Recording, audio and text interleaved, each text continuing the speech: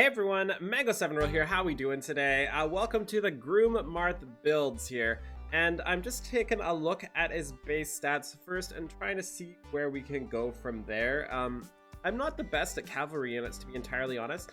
I don't use too many of them, especially melee, but I'm going to do my best for builds here and hopefully come up with a couple good options and a couple great options for different parts of the game. So first things first, his base stats are actually pretty solid.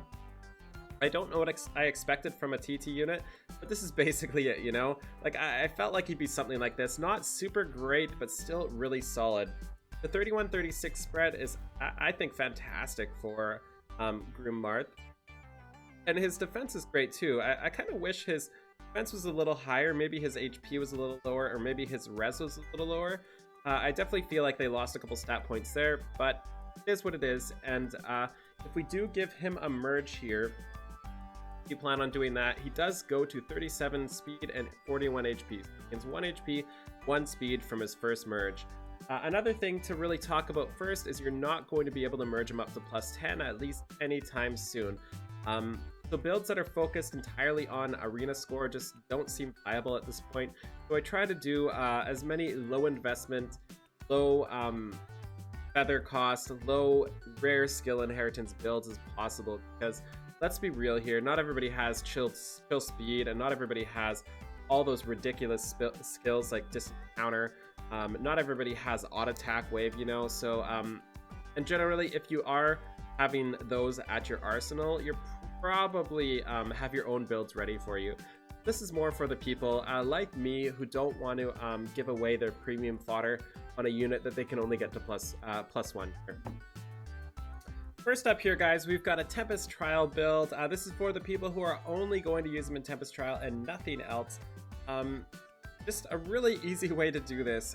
For those of you who are in this boat that never want to use Marth, you don't like him for some reason, there really is no reason not to at least bring him to 40 for this event and have him in here. You're gaining merit points, you're gaining SP on him just in case you like him later, and he is a powerhouse with his base kit.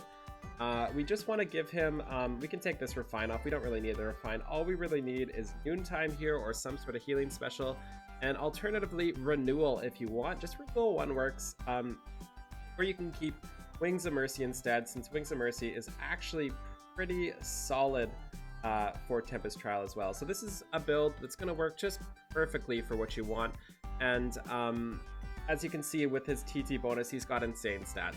So obviously you can give him, if you have extra fodder out, you can give him something like attack +3 or defense +3 or literally whatever fodder you want to get rid of if you're trying to clear up your barrack space. He's going to be a powerhouse just with this base kit here. Next up, we have our first real build here. This is without any blessings or anything, any supports or anything like that. Just his base kit here. And I do love Ardent Service. There's going to be a lot of people that are going to give him Slaying Axe or something like that, and I just think that's a bad idea. Maybe it's better, you know, it's probably better. I know it's better, but give him his spoon, you know, give him his knife. He wants to use it. He's a groom. What else is he going to do?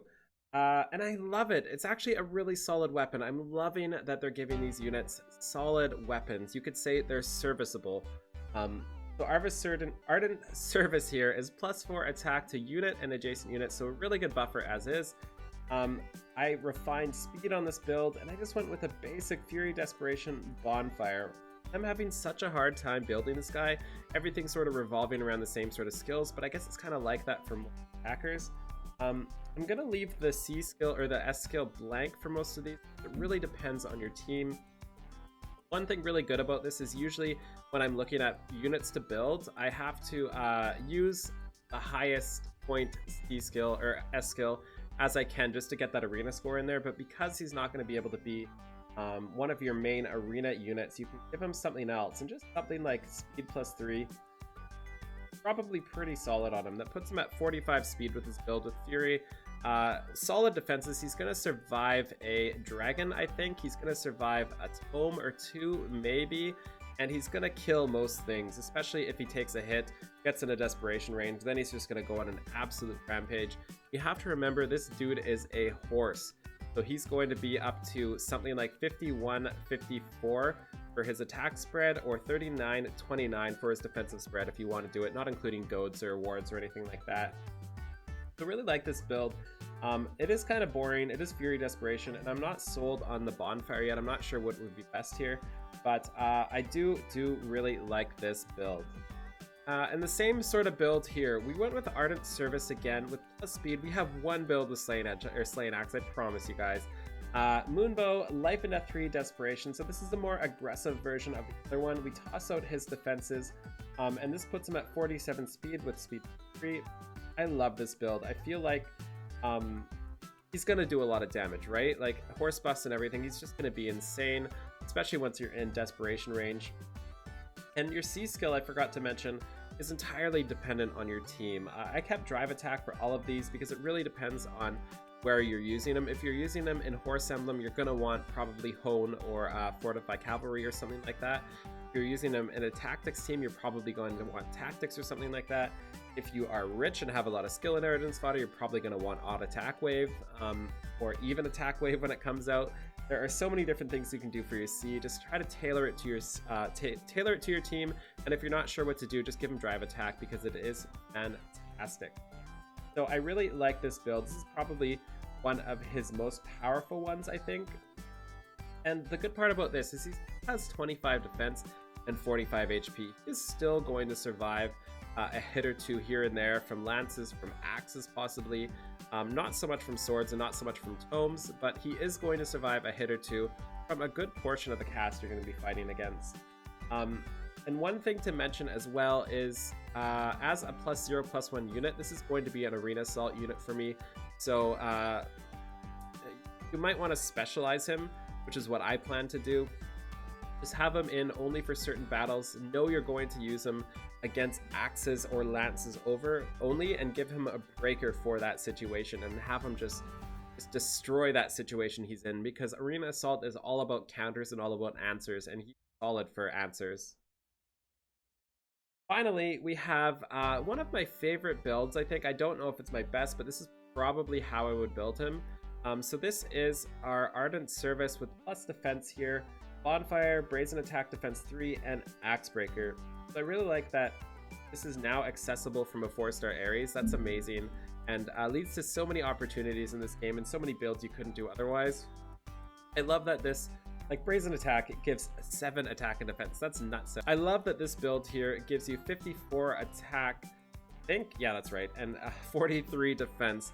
That's insane. He's a super duper tank, and you can even summon or support him here, and it even gets scarier. And just in case you have problems with axes still, you can give him Axe Breaker to handle it. You don't really want to do Desperation with 38 speed, I don't think, and you don't need Lance Breaker because you're going to kill all the lances anyway with 45 defense or something like that. So super great here. Alternatively, you could do like a Chill Speed if you really want to super invest in him. I think that might be better than something like Axe Breaker, but overall it's too high of an investment for me. And you could boost the speed up or something with this build, but with the defense already so high, I think we just want to boost that up. And we did use this wonderful new seal. I really like the seal. Attack defense 2. I think it's just solid, and I really think we need more solid seals like this in the game so we can equip more of our units with seals. Like, I like having stuff like this on units I use every now and then, because the problem with the prime seals, like the DBs, the QRs, you always move them around, and you never really get to keep it on a unit, so you can't really build the units around it. So I love that we're getting this seal here too. Finally, let's look at the Slaying Axe build that you guys are probably going to want to do. You're going to want to take away his cake cutter. What is he going to do if he goes to a wedding and he doesn't have his cake cutter anymore? It's just going to be so sad, but we might as well do it here. And again, this is very similar to the other build we had with his cake cutter, but this is probably better, unfortunately. With Slaying Axe, Life and Death 3, Desperation, Glimmer. It is looking insane with these stat boosts. This is without summoner support, I think. Oh, this is with summoner support. I guess I could look at the background there. But you can see just his stats go through the roof. I'm loving it. And then you have to add all the hones and all the fortifies onto it. Alternatively, you could do something more defensive or offensive with this. You could play around with your Aethers, with your Gale Forces, with your Brazens here would probably be pretty good too. There's so many things you can change this up to with Slaying Axe instead, but I think you should stick to his original weapon. So there you go, guys. That's about all I wanted to say. Hopefully I covered at least a good amount of builds, or at least gave you some ideas. Out of curiosity, if you are a fan of Gale Force Aether builds or Distant Counter builds, let me know in the comments below, and let me know how you would build him with Gale Force specifically, because I know Gale Force is probably the most fun ability in the game. I love it, you love it. Why not build more like that? But I couldn't really decide the best way to do it with Marth, or if it was even worth it. Thank you so much for watching again. Feel free to like, comment, subscribe. As always, thank you for the support there, and have a wonderful day. Bye, everybody.